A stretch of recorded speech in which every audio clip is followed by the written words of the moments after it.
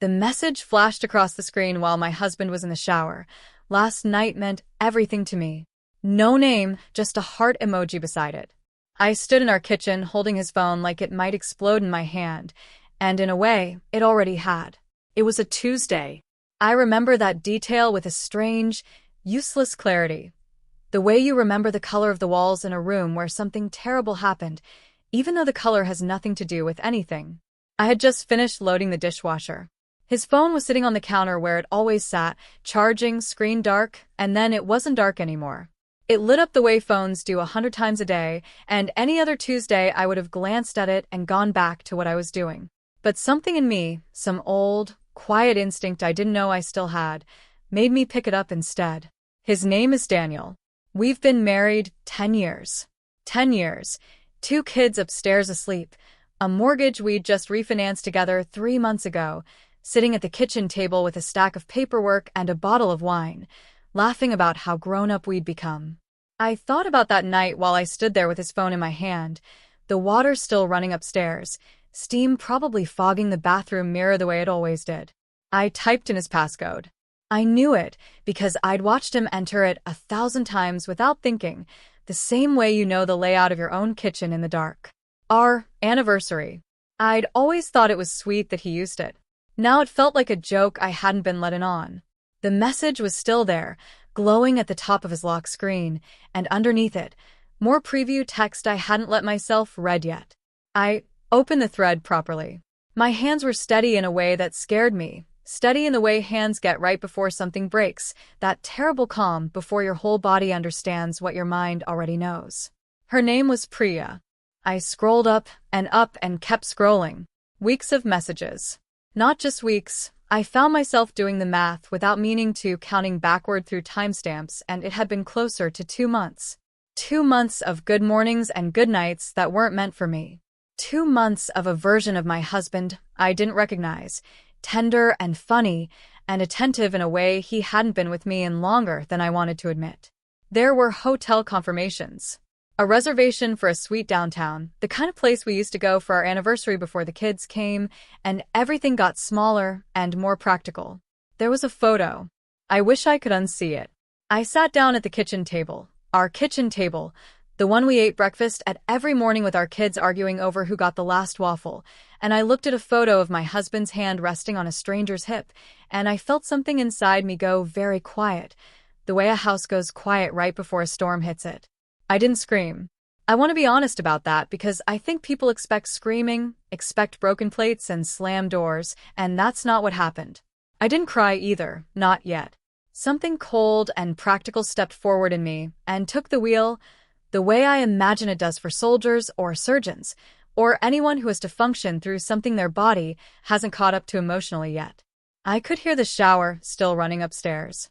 I had maybe 10 more minutes before he came down in his towel, whistling probably, because he always whistled after a shower, some tuneless happy sound that I used to find endearing and now made my stomach turn. I read every message twice. I made myself do it, even though every sentence felt like swallowing glass. I needed to know exactly what I was dealing with, not just an affair, but the shape of it, the tenderness of it, the specific ways he'd let himself be soft with someone else while he came home to us tired and short-tempered and closed off. There was a message from 3 days ago where he told her she made him feel like himself again. I had to set the phone down for a second after that one. Then I picked it back up, and I did something I still can't fully explain, except to say that some part of me had already decided what needed to happen before the rest of me caught up. I typed a message back to Priya, pretending to be him. Come by the house tomorrow night. We need to talk about us. My thumb hovered over the send button for maybe 3 seconds. Long enough to think about my kids asleep upstairs, about the 10 years, about the version of my life I'd been living an hour ago that no longer existed. Then I pressed it. The 3 dots appeared almost instantly, like she'd been waiting, phone in hand, hungry for exactly this kind of message. She said yes before I'd even finished reading the notification. I'll be there. I've missed you. I put the phone back exactly where it had been, screen down now, angled the same careless way he always left it. Upstairs, the water shut off. I heard the pipes groan the way they always did, That little shudder through the walls of a house that had heard every fight and every laugh we'd ever had in it, and I wondered, absurdly, if the house already knew. If it had known for 2 months and simply hadn't found a way to tell me. I went to bed that night lying next to him like nothing had happened. He curled an arm around me the way he always did, half asleep, and murmured something about being tired, and I lay there in the dark with my eyes open, listening to him breathe, thinking about how strange it was that a person could hold you like that and still be somewhere else entirely. The next day, I moved through the world like I was underwater. I dropped the kids at school. I answered emails at my desk without absorbing a single word of them. And somewhere underneath the numbness, a plan was forming, quiet and deliberate, the way ideas do when you're too hurt to be reckless and too proud to be weak. By the time I picked the kids up from school, I already knew what the evening would look like. I stopped at the market on the way home and bought a chicken, fresh rosemary, the good candles we usually saved for anniversaries. I told myself I was just going through the motions, that I needed something to do with my hands, but really I think I was building a stage. If Daniel wanted a night that meant everything, I was going to make sure he got one. I set the table for 3. By 7, everything was ready. The chicken sat golden under the kitchen lights, the good candles were lit down the center of the table, and the wine had been breathing on the counter for exactly the right amount of time. I'd changed into the green dress Daniel once told me he loved, not because I wanted to look nice for him, but because I wanted him to notice the effort and wonder, even for a moment, what it was for. He came home at 6:40, loosening his tie in the doorway the way he did every evening, and stopped dead when he saw the table. Candles, wine glasses, the chicken resting under foil like something out of a magazine spread. "What's the occasion?" he asked, and for one unguarded second, something like hope flickered across his face. I watched it happen and felt a strange, distant pity for him, the kind you might feel for someone about to walk into a door they don't know is there. "We're having a guest," I said, and smiled the way you smile right before you pull the floor out from under someone. He laughed, uncertain. "A guest? Who?" "You'll see." I turned back to the stove so he wouldn't see my face, wouldn't see whatever was moving behind it. I heard him set his bag down slowly, heard the particular quiet of a man trying to figure out if he should be worried. The kids were already fed and upstairs with the movie, which had taken some doing, bribery mostly, in the form of ice cream and the promise of staying up an extra half hour. I'd wanted them nowhere near this. Whatever else happened tonight, I wasn't going to let it touch them, if I could help it. At 6:50, Daniel disappeared into the bathroom to change his shirt, and I heard him on his phone through the door, his voice pitched low and tight. I didn't need to hear the words to know who he was calling. I imagined Priya on the other end, getting dressed in that red thing I'd later see her wearing, telling him not to worry, that everything would be fine, that maybe, this was finally the night he was going to tell me the truth. I wondered if she believed that. I wondered if he'd let her believe it because it was easier than admitting he had no plan at all. At 7 exactly, the doorbell rang. I watched the blood drain from Daniel's face as he came out of the hallway, phone still in his hand, staring at the door like it might disappear if he looked at it hard enough. "Who?" he started, but I was already moving past him. "I'll get it," I said, and there was something in my voice that made him go very still. I opened the door to find Priya standing on our porch in a red dress, her hair done, lipstick fresh, holding a small gift bag like this was a first date instead of whatever twisted thing it actually was. She was younger than I'd pictured her, though I don't know why that surprised me. Betrayal doesn't usually come with an age requirement.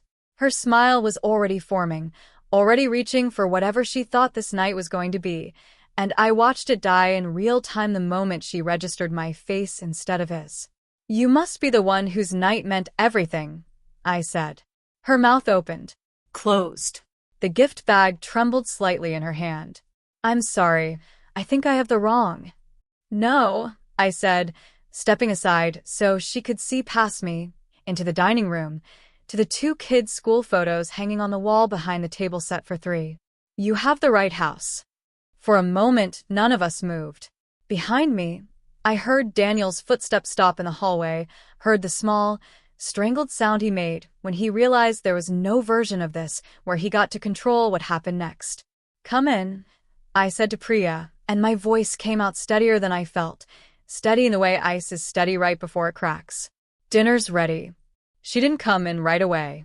She stood frozen on the porch, eyes darting past me to Daniel, silently begging him to explain, to fix it, to do something.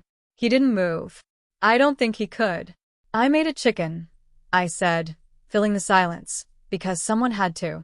Roast rosemary chicken. It was actually his favorite before. I paused, letting the word hang there, unfinished, cruel in its incompleteness. Well, before a lot of things, apparently. Priya's hand found the doorframe like she needed it to stay upright. I didn't know, she whispered. He told me you two were separated. He said you'd been living like roommates for a year. I felt something crack open in my chest, not from her words exactly, but from the specific, practiced cruelty of the lie itself. The fact that he'd had a script ready, a story polished enough to hand to someone else, without hesitation. I turned to look at him for the first time since opening the door. He was standing in the hallway in his undershirt, the button-down he'd been about to put on still hanging from one hand, forgotten. His face had gone the color of the wall behind him. Is that what you told her? I asked. That we were roommates? That this... I gestured at the house, at the photos on the wall, at the 10 years pressed into every surface of it. Was already over? Claire, he started. Don't, I said, and something in my voice must have carried real warning, because he actually stopped.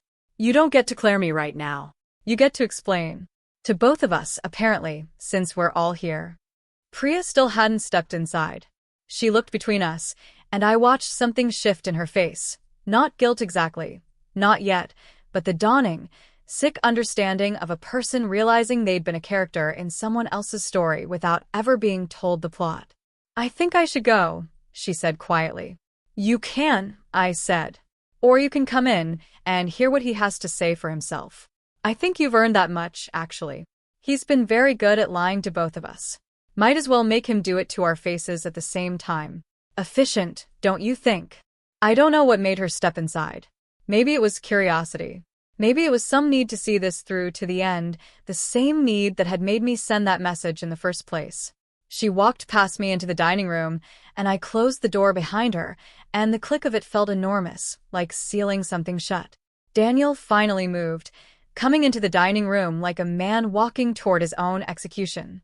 He looked at the table, the candles, the wine, the chicken he used to love before, apparently a lot of things, and something in his expression cracked. Sit, I said, gesturing at the empty chair I'd set for a guest I'd never expected to actually meet. Nobody sat. I want to understand something, I said, and I was surprised at how calm I sounded, how the coldness that had carried me through the last 24 hours was still holding, still doing its job of keeping me upright. Was it just her? Or is there a version of this where there are more names I don't know yet? There's no one else, Daniel said quickly. Too quickly, the kind of fast denial that answers a different question than the one you asked. Claire, please, let's talk about this without her here. Why? I asked. You didn't seem to have a problem talking to her about our marriage, about us being separated, about whatever else you told her to make this feel simple. I looked at Priya, whose eyes were wet now, whose gift bag was still clutched against her chest like a shield. Did he tell you he loved you? She didn't answer, but she didn't need to. The answer was already on her face. He told me that too, I said. This morning, actually, before he left for work. Nothing about his voice sounded any different than it does in those messages. Daniel's hand came up like he wanted to reach for me, then dropped when he saw my face. I never meant for you to find out like this.